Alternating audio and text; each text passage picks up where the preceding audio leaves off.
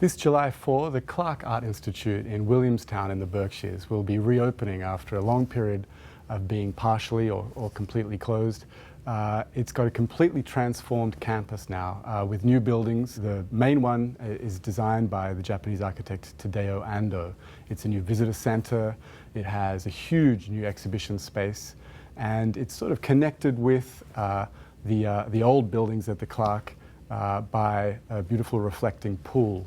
There are many other aspects to the transformation, new landscaping and so on. But of course the highlight for me as an art critic is that the Clark's great collection of 19th century French paintings, as well as old masters, works on paper, terrific British and American, mostly 19th century paintings, and decorative arts are all back installed in the original building where they've always hung. That building has been renovated and beautifully transformed by the New York-based architect Annabelle Seldorf.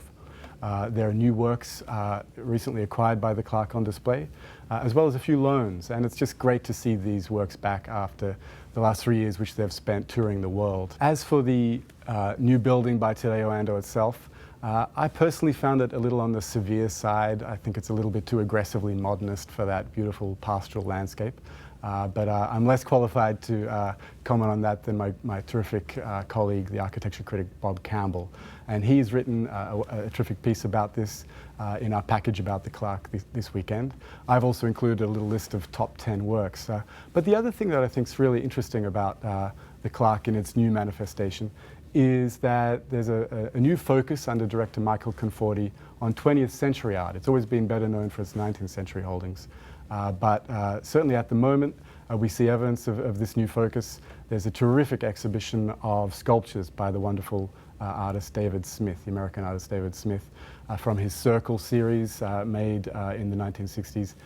It's really well worth seeing. It's up the hill in the Stone Hill Center, which was also designed by Tadao Ando and which opened back in 2008.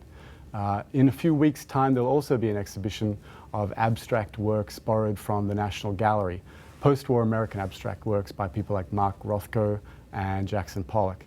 And all that sort of re-emphasizes this new focus. So that'll be well worth seeing. You might want to wait a few weeks before you go because it's not going to be open until the beginning of August. Make sure too, of course, to visit Mass Mocha in nearby North Adams. This has been Sebastian Smee, art critic for the Boston Globe.